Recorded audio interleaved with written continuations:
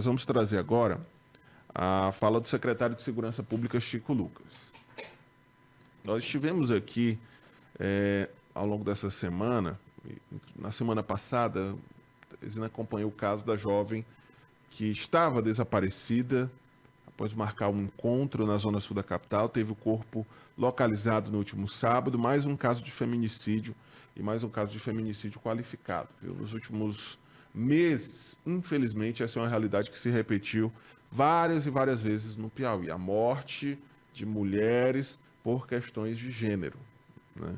A morte da mulher, por exemplo, quando termina o relacionamento, o marido, o namorado, não aceita o fim desse relacionamento, vai e mata a mulher. Ou simplesmente de alguém que quer possuir, quer ser o dono da vida, do corpo dessa mulher, por não aceitar uma negativa, acaba cometendo um crime de feminicídio. O secretário de Segurança Pública, Chico Lucas, falou sobre esse assunto, inclusive defendeu punições mais rígidas e disse que o criminoso que comete um feminicídio não pode responder em liberdade. Vamos acompanhar. É uma coisa abominável e principalmente nós homens, são violências cometidas por homens contra as mulheres. A gente está fazendo o nosso trabalho no que diz respeito à rede de proteção, à Secretaria das Mulheres, DEANS, tem o Minha Irmã Não Se Cale, mas isso é muito mais profundo. Eu acho que cabe uma reflexão, principalmente por conta da violência, do aumento e principalmente da forma como essa violência está sendo praticada. É muito uma reação desses homens inseguros que não sabem lidar com mulheres cada vez mais fortes, mais empoderadas, mais conscientes dos seus direitos, e eles agem com violência para calá-las. E a gente vai dizer que isso não vai ser permitido aqui no Piauí. Ano passado nós tivemos um aumento dos feminicídios, a gente fez toda uma reflexão esse ano, graças a Deus, está diminuindo, mas ainda longe do ideal, porque há muitas mulheres morrendo, principalmente por homens que não aceitam que elas tenham liberdade, autonomia e independência. E a gente não vai permitir que isso aconteça. E uma das coisas que nós defendemos junto ao Congresso Nacional é endurecimento, né? A gente entende que tem que endurecer tanto as penas como o processo penal.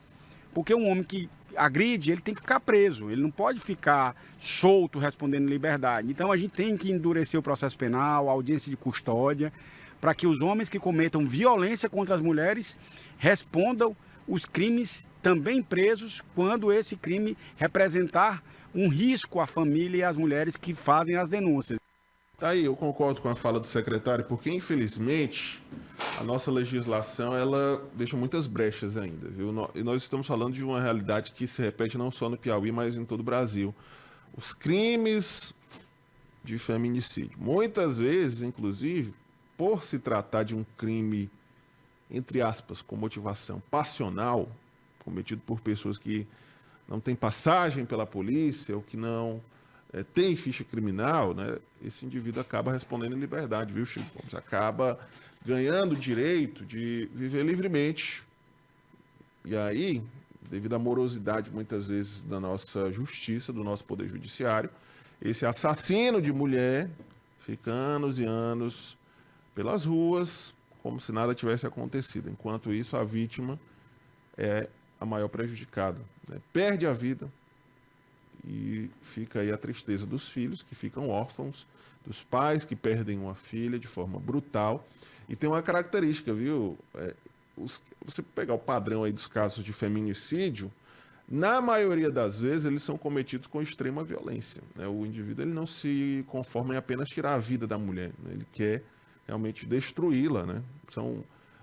Quando é com arma branca, são várias e várias facadas, principalmente no rosto, na região, inclusive, aqui dos seios, nas partes íntimas, né? Uma forma, inclusive, apontada pelos estudiosos do perfil psicológico desses agressores, de tentar destruir, né, a mulher, inclusive, do ponto... de tirar a vida, né? Inclusive, destruí-la do ponto de vista estético também, né? De atingir o rosto, o corpo, né, as partes íntimas, né? Infelizmente é uma realidade.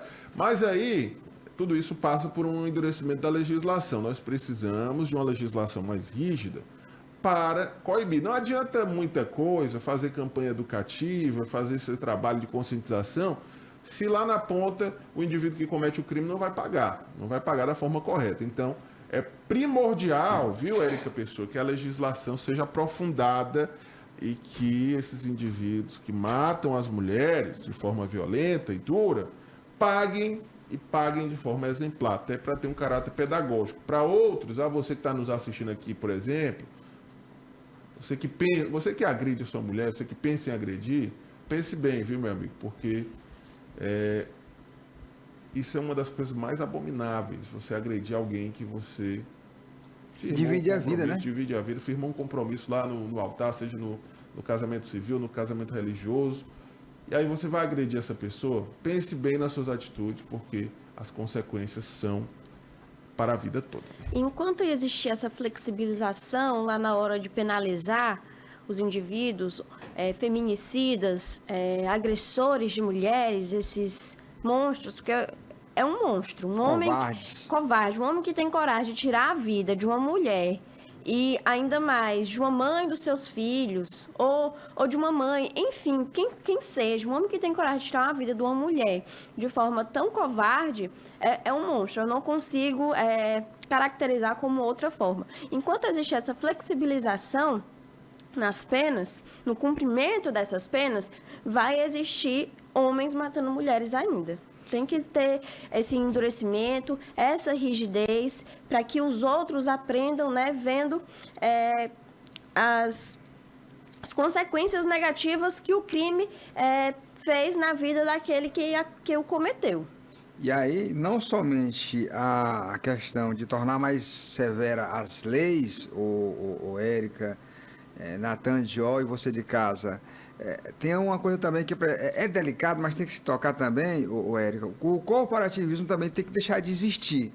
Aonde é que eu quero chegar? Quando você chega na delegacia para registrar uma ocorrência de alguém que cometeu um crime contra a mulher, se esse alguém for ligado a uma família poderosa, se esse alguém for um agente de segurança, for um policial, seja ele civil ou militar, meu amigo, é um corporativismo mais imenso do mundo, uma tentativa de pacificar, de evitar que essa queixa seja registrada. Então isso tem que acabar, tem que deixar de existir. E aí, Natan, eu até acho que viu, Érica, a pessoa, que o crime de feminicídio tem que se tornar um crime hediondo, onde não seja permitido sequer pagamento de fiança, porque eu acho um absurdo alguém tirar a vida de um outro alguém, ainda mais sendo de uma mulher, e pagar uma fiança.